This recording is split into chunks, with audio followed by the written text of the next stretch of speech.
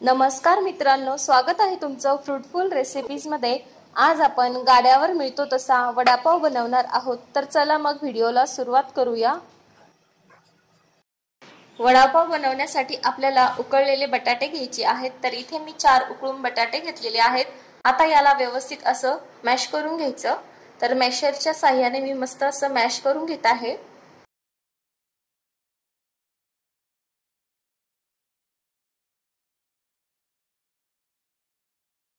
Mash केलेल्या बटाट्याची आपल्याला आता भाजी बनवायची आहे। तर वडापावच्या फिलिंगसाठी जी भाजी बनवतात ती भाजी आपण बनवणार आहोत।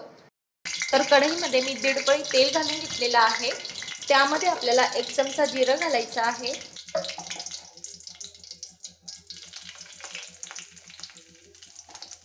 त्यानंतर आपल्याला लसूण आणि हिरवी मिरची याचं वाटण घालायचं आहे।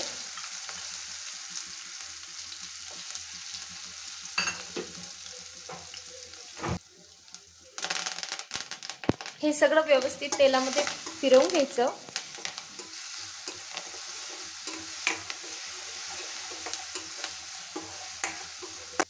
आता यामध्ये आपल्याला चवीनुसार मीठ घालायचं आहे। त्यानंतर 1/2 चमचा आपल्याला हळद घालायची आहे। व्यवस्थित याला परतवून घ्यायचं आणि नंतर मॅश केलेले बटाटे आपल्याला घालायचे आहेत।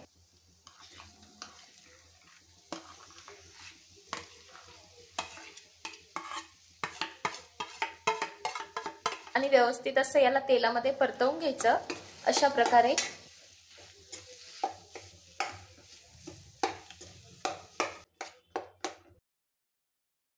वडापावसाठी जी भाजी लागते ती तयार आहे। आता आपल्याला बेसनाचं बॅटर बनवून घ्यायचं आहे। तर त्यासाठी इथे मी 1 वाटी बेसन घेतलेलं आहे। ते व्यवस्थित असं आपल्याला चाळून घ्यायचं आहे।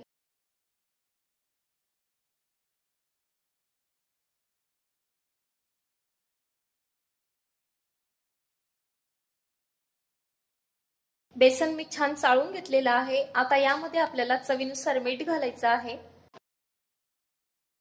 त्यानंतर अर्धा चमचा लाल मिरची पावडर घालायची आहे आणि 1/2 चमचा हळद घालून घ्यायची आहे।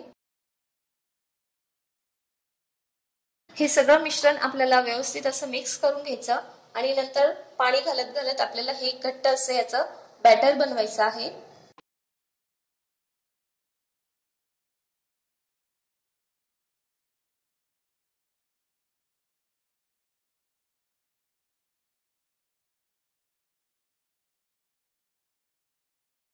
तर तुम्ही बघू शकता मस्त मी बॅटर बनवून घेतलेलं आहे आणि घट्ट बनवून घेतलेलं आहे। आता इथे बॅटर तयार आहे। जी बटाट्याची भाजी आपण बनवलेली आहे त्याचे आपल्याला वडे बनवून घ्यायचे आहेत। तर मी अशा प्रकारे वडे बनवून घेत आहे।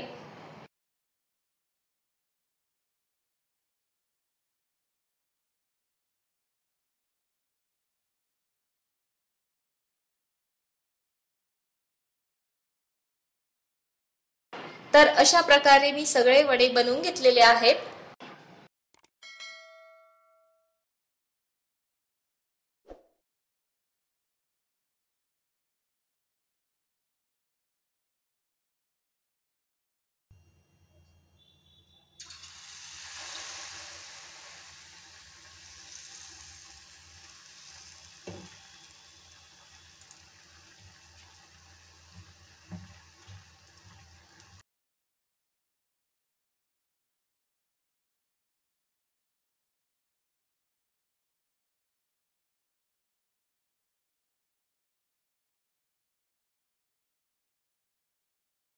तर आधी आपल्याला वडापावसाठी जी चटणी लागते ती बनवून घ्यायची आहे। तर बॅटरचेच मी काही भजे करून घेणार आहेत। कुरकुरीत असे आपल्याला हे भजे करून घ्यायचे आहेत आणि त्यानंतर तेच आपल्याला मिक्सरच्या भांड्यामध्ये काढून घ्यायचे आहेत। तर चटणीसाठी मी कुरकुरीत असे भजे काढून घेतलेले आहेत। आता हे भजे आपल्याला मिक्सरच्या भांड्यामध्ये घालायचे आहेत। त्यानंतर यामध्ये 5 ते 6 लसणाच्या पाकळ्या घालायच्या आहेत आणि याला व्यवस्थित असं बारीक मिक्सरमध्ये आपल्याला करून घ्यायचं आहे। वडापावसाठी जी चटणी लागते ती तयार आहे। तर मस्त अशी मी बारीक करून घेतलेली आहे। आता एका वाटीमध्ये याला मी काढून घेणार आहे। यामध्ये आपल्याला चवीनुसार मीठ घालायचं आहे। त्यानंतर लाल मिरची पावडर घालायची आहे। याला व्यवस्थित असं मिक्स करून घ्यायचं आहे। वडापाव म्हटला की त्यासोबत मस्त हिरवी मिरची तळलेली लागतेच, तर मस्त अशा आपण हिरव्या मिरच्या सुद्धा तळून घेणार आहोत। गाड्यावर जसा वडापाव मिळतो तसाच हा झालेला आहे, दिसायलाही आणि टेस्टलाही।